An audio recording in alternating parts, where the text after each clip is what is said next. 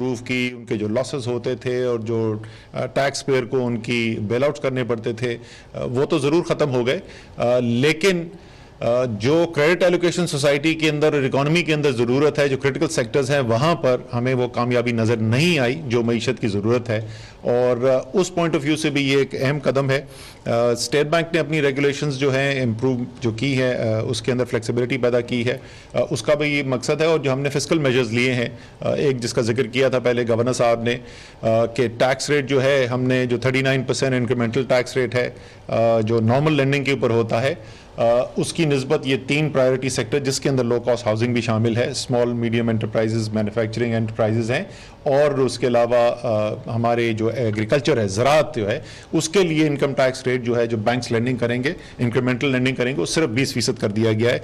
एक व्यू ये भी है कि ये भी शायद नाकाफ़ी है बैंक्स को तरगीब देने के लिए। औरंगज़ेब बड़े गौर से मुझे इस वक्त देख रहे हैं, तो ये मौजूद थे, इनकी मौजूदगी में हुआ, तो इनको पता है कि इस साजिश के अंदर मैं शामिल नहीं हूँ। लेकिन एक कल तजवीज़ आई थी, परसों हम एक ही तकरीब में साथ थे, वहाँ पे एक तजवीज़ आई थी कि जी फिर भी नहीं मानते तो ऐसा करें कि नॉर्मल जो लेंडिंग करते हैं ना, उसको 39% से बढ़ा के कम से कम वो जो PIBs और T-bills के ऊपर ये पैसा कमाते हैं 70% के करीब इनका इनकम टैक्स रेट कर दिया जाए। तो मुझे उम्मीद है कि बैंक्स इसी इंसेंटिव पे अपनी जो परफॉर्मेंस शो करेंगे उसकी जरूरत नहीं पड़ेगी, क्यों औरंगज़ेब ऐसे ही है ना। इंशाअल्लाह ताला हम इंक्रीमेंटल लेंडिंग देखेंगे यहाँ पर। क्रिटिकल चीज़ है जी, ये जैसे मैंने कहा कि इकोनॉमी को सबका यही मानना है, वो इंडस्ट्री जिनकी सबसे ज़्यादा लिंकेजेस हैं मुख्तलिफ सेक्टर्स के साथ, उसके अंदर हाउसिंग भी है, हमने जॉब भी क्रिएशन करनी है। और ये अक्सर हमसे पूछा जाता है कि आप कह रहे हैं कि 5 साल के अंदर आपने 1 करोड़ नौकरी जो है रोज़गार के मौके फराहम करने की कोशिश करनी है।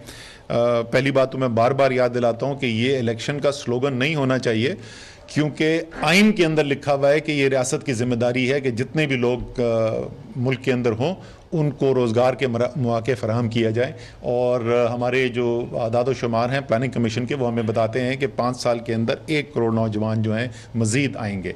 दूसरी चीज़ जो है वो सब रूल ऑफ थंब की बातें होती हैं कि जितनी ग्रोथ रेट होगी, बिल्कुल सही है, जाहिर है जितनी ग्रोथ रेट ज़्यादा होगी उतने रोज़गार के मौके ज़्यादा पैदा होते हैं, लेकिन वो ग्रोथ कहाँ से आ रही है उससे बहुत फ़र्क पड़ता है। और पाकिस्तान का अगर आप डेटा देखें तो 2008 से 2013 के अंदर ग्रोथ रेट कम थी, जॉब क्रिएशन ज़्यादा हो रही थी। 13 से 18 ग्रोथ रेट ज़्यादा थी, जॉब क्रिएशन कम थी। हाउसिंग एक ऐसा सेक्टर है जिसके अंदर job creation, her unit of investment के अगेंस्ट जॉब क्रिएशन जो है वो बेतहाशा होती है। तो एक नौजवानों को रोज़गार फराहम करने के पॉइंट ऑफ व्यू से, इकोनॉमिक ग्रोथ के पॉइंट ऑफ व्यू से, एक सोशल सर्विस के पॉइंट ऑफ व्यू से एक बुनियादी हक है एक इंसान का। और ये भी आइन के अंदर लिखा हुआ है कि रियासत अपनी पूरी कोशिश करेगी छत फराहम करने की। हर लिहाज से ये एक ऐसा हदफ है जिसके लिए जो भी हुकूमत हो, अगर वो वाकई में जमहूरियत पर यकीन रखती है, वो जमहूरियत जो आइन के ऊपर चलने वाली हो, ना कि ख़ानदान के ऊपर चलने वाली हो, तो वो उनको इस किस्म के काम करने चाहिए। और मैं इसलिए शुक्रिया अदा करना चाहता हूँ गवर्नर साहब का कि उन्होंने भी अपनी ज़िम्मेदारी जो है वो पूरी की है। स्टेट बैंक ने अपना काम किया है, इंशाअल्लाह ताला बैंक्स इसका पूरा फ़ायदा उठाएंगे और बैंक्स भी अपना करेंगे। और जैगम भाई अभी मुझे बता रहे थे कि जो स्कीम्स हैं उनकी तैयारी, फेडरल गवर्नमेंट एम्प्लॉयज़ हाउसिंग जो स्कीम है 1.5 लाख घरों की, वो तो पहले हाउसिंग मिनिस्टर अनाउंस कर सकते थे। कितने बता रहे थे पंजाब में आप जैगम भाई? 12 शहर जो सेलेक्ट कर चुके हैं पंजाब के अंदर हाउसिंग स्कीम्स के लिए, और 3 का आप कह रहे थे कि शायद लॉन्च होने जा रहा है। तो इंशाल्लाह ताला बहुत अरसे से लोगों को इंतज़ार था, वो उसका होमवर्क मुकम्मल हो गया है और इंशाल्लाह अब उस पर काम शुरू होने वाला है।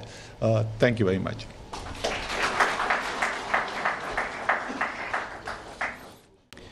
बहुत बहुत शुक्रिया